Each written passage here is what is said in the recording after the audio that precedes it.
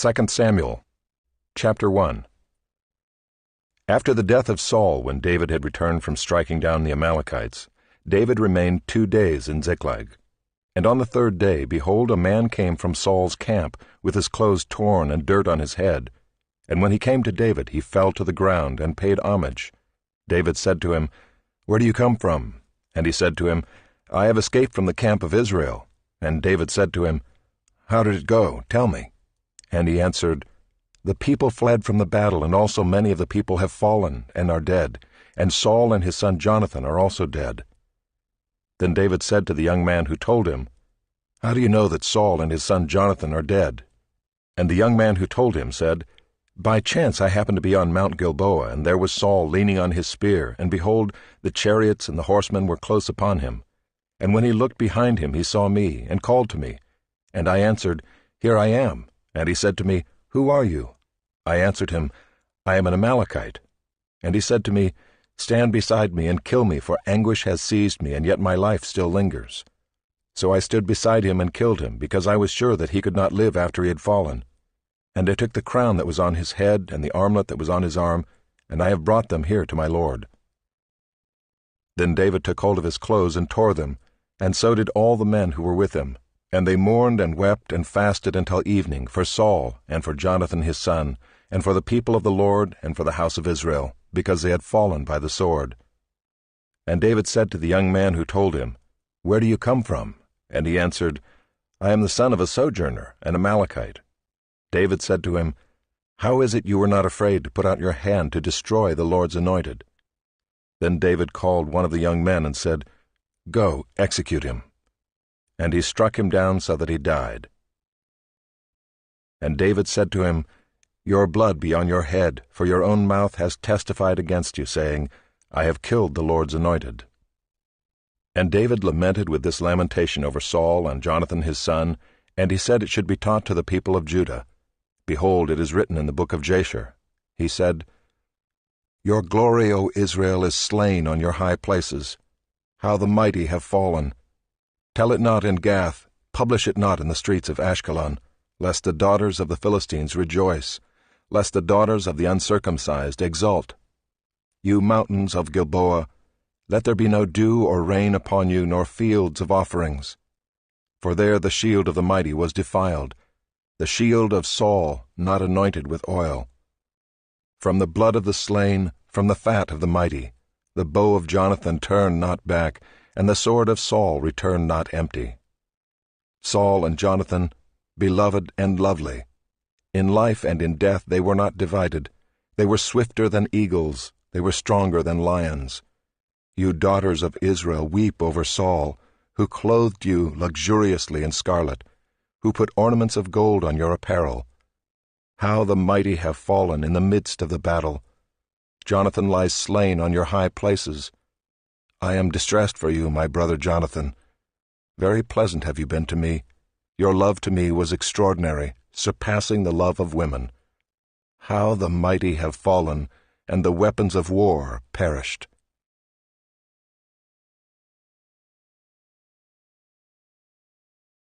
Chapter 2. After this David inquired of the Lord, "Shall I go up into any of the cities of Judah?" And the Lord said to him, "Go up." David said, "To which shall I go up?" And he said, "To Hebron." So David went up there, and his 2 wives also, Ahinoam of Jezreel, and Abigail the widow of Nabal of Carmel. And David brought up his men who were with him, every one with his household, and they lived in the towns of Hebron. And the men of Judah came, and there they anointed David king over the house of Judah. When they told David, "It was the men of Jabesh-Gilead who buried Saul," David sent messengers to the men of Jabesh-Gilead and said to them, "May you be blessed by the Lord, because you showed this loyalty to Saul your lord, and buried him. Now may the Lord show steadfast love and faithfulness to you, and I will do good to you because you have done this thing. Now therefore let your hands be strong, and be valiant. For Saul your lord is dead, and the house of Judah has anointed me king over them." But Abner the son of Ner, commander of Saul's army, took Ishbosheth the son of Saul, and brought him over to Mahanaim. And he made him king over Gilead and the Asherites and Jezreel and Ephraim and Benjamin and all Israel. Ishbosheth, Saul's son, was 40 years old when he began to reign over Israel, and he reigned 2 years. But the house of Judah followed David, and the time that David was king in Hebron over the house of Judah was 7 years and 6 months. Abner the son of Ner and the servants of Ishbosheth the son of Saul went out from Mahanaim to Gibeon. And Joab the son of Zeruiah and the servants of David went out and met them at the pool of Gibeon. And they sat down, the one on the one side of the pool, and the other on the other side of the pool. And Abner said to Joab, "Let the young men arise and compete before us." And Joab said, "Let them arise." Then they arose and passed over by number, 12 for Benjamin, and Ishbosheth the son of Saul, and 12 of the servants of David. And each caught his opponent by the head and thrust his sword in his opponent's side, so they fell down together. Therefore that place was called Helkath Hazurim, which is at Gibeon. And the battle was very fierce that day, and Abner and the men of Israel were beaten before the servants of David. And the 3 sons of Zeruiah were there, Joab, Abishai, and Asahel. Now Asahel was as swift of foot as a wild gazelle. And Asahel pursued Abner, and as he went, he turned neither to the right hand nor to the left from following Abner. Then Abner looked behind him and said, "Is it you, Asahel?" And he answered, "It is I." Abner said to him, "Turn aside to your right hand or to your left, and seize one of the young men and take his spoil." But Asahel would not turn aside from following him. And Abner said again to Asahel, "Turn aside from following me. Why should I strike you to the ground? How then could I lift up my face to your brother Joab?" But he refused to turn aside. Therefore Abner struck him in the stomach with the butt of his spear, so that the spear came out at his back. And he fell there and died where he was. And all who came to the place where Asahel had fallen and died stood still. But Joab and Abishai pursued Abner. And as the sun was going down, they came to the hill of Ammah, which lies before Giah, on the way to the wilderness of Gibeon. And the people of Benjamin gathered themselves together behind Abner, and became one group, and took their stand on the top of a hill. Then Abner called to Joab, "Shall the sword devour forever? Do you not know that the end will be bitter? How long will it be before you tell your people to turn from the pursuit of their brothers?" And Joab said, "As God lives, if you had not spoken, surely the men would not have given up the pursuit of their brothers until the morning." So Joab blew the trumpet, and all the men stopped and pursued Israel no more, nor did they fight any more. And Abner and his men went all that night through the Arabah. They crossed the Jordan, and marching the whole morning they came to Mahanaim. Joab returned from the pursuit of Abner, and when he had gathered all the people together, there were missing from David's servants 19 men besides Asahel. That the servants of David had struck down of Benjamin 360 of Abner's men. And they took up Asahel and buried him in the tomb of his father, which was at Bethlehem. And Joab and his men marched all night, and the day broke upon them at Hebron.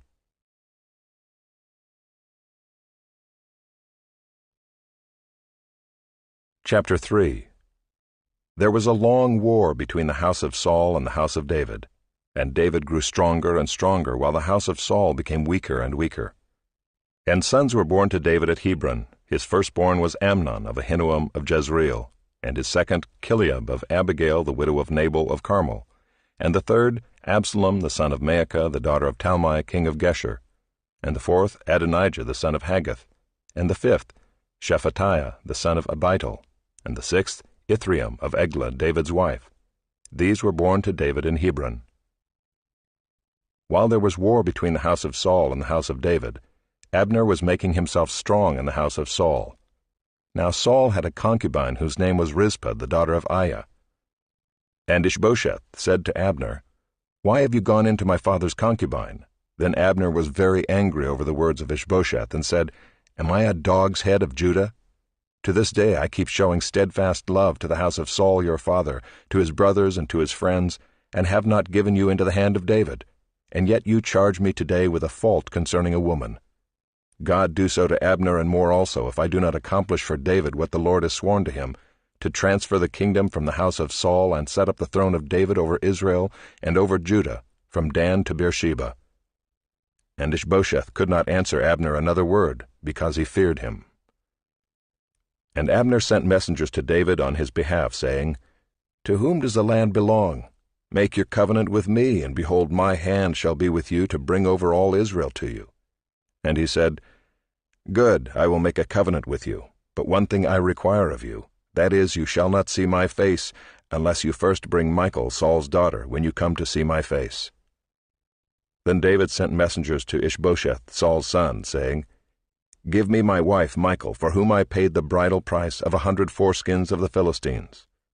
And Ishbosheth sent and took her from her husband Paltiel, the son of Laish. But her husband went with her, weeping after her all the way to Bahurim. Then Abner said to him, Go, return. And he returned. And Abner conferred with the elders of Israel, saying, For some time past you have been seeking David as king over you. Now then bring it about, for the Lord has promised David, saying, By the hand of my servant David I will save my people Israel from the hand of the Philistines, and from the hand of all their enemies. Abner also spoke to Benjamin, and then Abner went to tell David at Hebron all that Israel and the whole house of Benjamin thought good to do. When Abner came with 20 men to David at Hebron, David made a feast for Abner and the men who were with him. And Abner said to David, I will arise and go and will gather all Israel to my lord the king, that they may make a covenant with you, and that you may reign over all that your heart desires. So David sent Abner away, and he went in peace. Just then the servants of David arrived with Joab from a raid, bringing much spoil with them. But Abner was not with David at Hebron, for he had sent him away, and he had gone in peace. When Joab and all the army that was with him came, it was told Joab, Abner the son of Ner came to the king, and he has let him go, and he has gone in peace. Then Joab went to the king and said, What have you done? Behold, Abner came to you. Why is it that you have sent him away, so that he is gone? You know that Abner the son of Ner came to deceive you, and to know your going out and your coming in, and to know all that you are doing. When Joab came out from David's presence, he sent messengers after Abner, and they brought him back from the cistern of Sirah. But David did not know about it, and when Abner returned to Hebron, Joab took him aside into the midst of the gate to speak with him privately, and there he struck him in the stomach so that he died, for the blood of Asahel his brother. Afterward, when David heard of it, he said, I and my kingdom are forever guiltless before the Lord for the blood of Abner the son of Ner. May it fall upon the head of Joab, and upon all his father's house, and may the house of Joab never be without one who has a discharge, or who is leprous, or who holds a spindle, or who falls by the sword, or who lacks bread. So Joab and Abishai his brother killed Abner, because he had put their brother Asahel to death in the battle at Gibeon. Then David said to Joab and to all the people who were with him, Tear your clothes and put on sackcloth and mourn before Abner. And King David followed the bier. They buried Abner at Hebron. And the king lifted up his voice and wept at the grave of Abner, and all the people wept. And the king lamented for Abner, saying, Should Abner die as a fool dies? Your hands were not bound, your feet were not fettered. As one falls before the wicked, you have fallen. And all the people wept again over him. Then all the people came to persuade David to eat bread while it was yet day. But David swore, saying, God do so to me and more also, if I taste bread or anything else, till the sun goes down. And all the people took notice of it, and it pleased them, as everything that the king did pleased all the people. So all the people and all Israel understood that day that it had not been the king's will to put to death Abner the son of Ner. And the king said to his servants, Do you not know that a prince and a great man has fallen this day in Israel? And I was gentle today, though anointed king. These men, the sons of Zeruiah, are more severe than I. The Lord repay the evildoer according to his wickedness.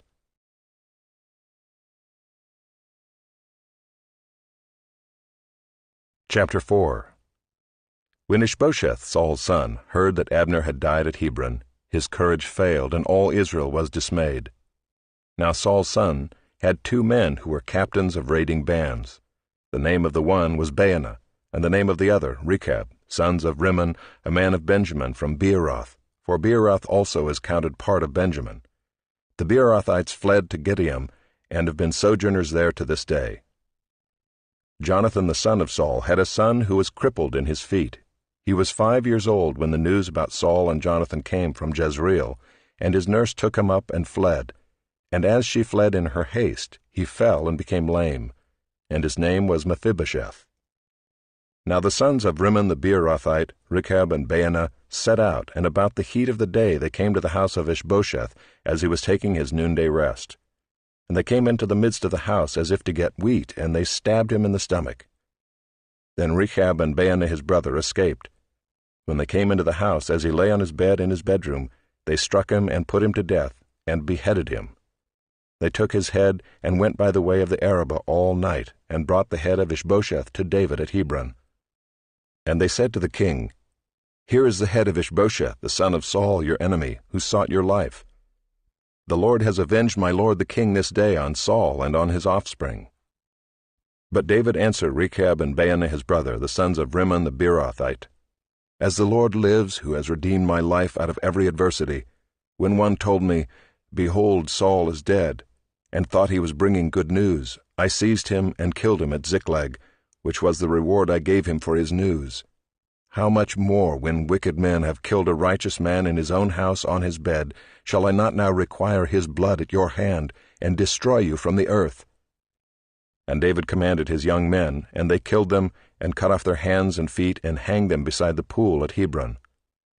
But they took the head of Ishbosheth, and buried it in the tomb of Abner at Hebron.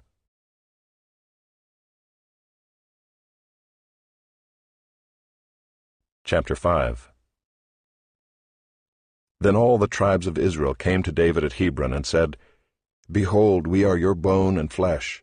In times past, when Saul was king over us, it was you who led out and brought in Israel, and the Lord said to you, You shall be shepherd of my people Israel, and you shall be prince over Israel. So all the elders of Israel came to the king at Hebron, and King David made a covenant with them at Hebron before the Lord. And they anointed David king over Israel. David was 30 years old when he began to reign, and he reigned 40 years. At Hebron he reigned over Judah 7 years and 6 months, and at Jerusalem he reigned over all Israel and Judah 33 years. And the king and his men went to Jerusalem against the Jebusites, the inhabitants of the land, who said to David, You will not come in here, but the blind and the lame will ward you off, thinking, David cannot come in here.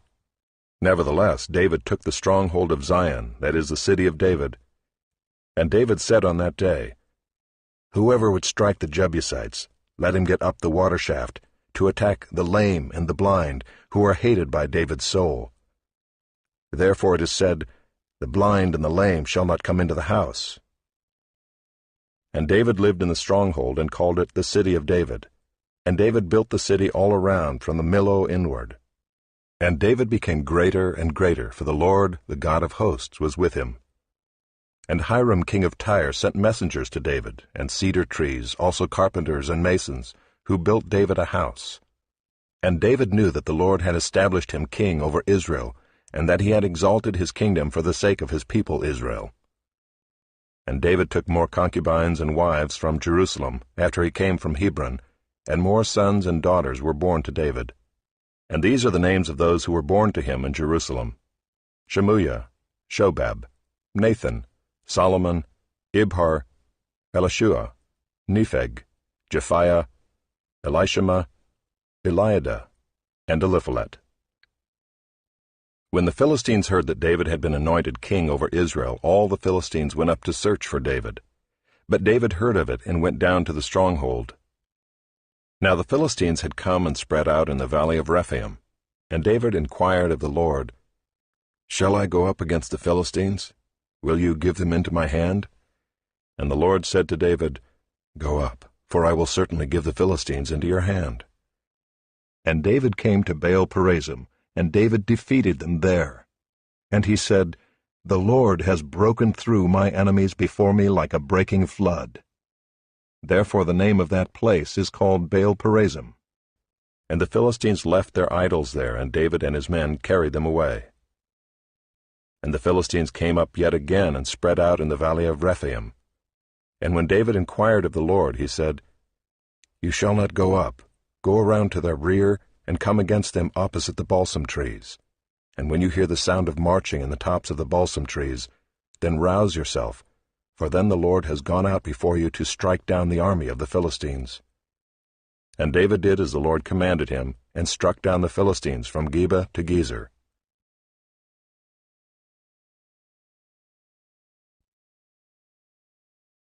Chapter 6. David again gathered all the chosen men of Israel, 30,000. And David arose and went with all the people who were with him from Baale Judah, to bring up from there the ark of God, which is called by the name of the Lord of hosts, who sits enthroned on the cherubim. And they carried the ark of God on a new cart, and brought it out of the house of Abinadab, which was on the hill. And Uzzah and Ahio, the sons of Abinadab, were driving the new cart with the ark of God, and Ahio went before the ark. And David and all the house of Israel were celebrating before the Lord, with songs and lyres and harps and tambourines and castanets and cymbals. And when they came to the threshing floor of Nacon, Uzzah put up his hand to the ark of God, and took hold of it, for the oxen stumbled. And the anger of the Lord was kindled against Uzzah, and God struck him down there because of his error, and he died there beside the ark of God. And David was angry because the Lord had broken out against Uzzah. And that place is called Perez Uzzah to this day. And David was afraid of the Lord that day, and he said, "How can the ark of the Lord come to me?" So David was not willing to take the ark of the Lord into the city of David, but David took it aside to the house of Obed-Edom the Gittite. And the ark of the Lord remained in the house of Obed-Edom the Gittite 3 months, and the Lord blessed Obed-Edom and all his household. And it was told King David, "The Lord has blessed the household of Obed-Edom and all that belongs to him because of the ark of God." So David went and brought up the ark of God from the house of Obed-Edom to the city of David with rejoicing. And when those who bore the ark of the Lord had gone 6 steps, he sacrificed an ox and a fattened animal. And David danced before the Lord with all his might. And David was wearing a linen ephod. So David and all the house of Israel brought up the ark of the Lord with shouting and with the sound of the horn. As the ark of the Lord came into the city of David, Michal, the daughter of Saul, looked out of the window and saw King David leaping and dancing before the Lord, and she despised him in her heart. And they brought in the ark of the Lord and set it in its place inside the tent that David had pitched for it. And David offered burnt offerings and peace offerings before the Lord. And when David had finished offering the burnt offerings and the peace offerings, he blessed the people in the name of the Lord of hosts, and distributed among all the people, the whole multitude of Israel, both men and women, a cake of bread, a portion of meat, and a cake of raisins to each one. Then all the people departed, each to his house. And David returned to bless his household. But Michal, the daughter of Saul, came out to meet David and said, "How the king of Israel honored himself today, uncovering himself today before the eyes of his servants' female servants, as one of the vulgar fellows shamelessly uncovers himself." And David said to Michal, "It was before the Lord, who chose me above your father, and above all his house, to appoint me as prince over Israel, the people of the Lord, and I will celebrate before the Lord. I will make myself yet more contemptible than this, and I will be abased in your eyes. But by the female servants of whom you have spoken, by them I shall be held in honor." And Michal, the daughter of Saul, had no child to the day of her death.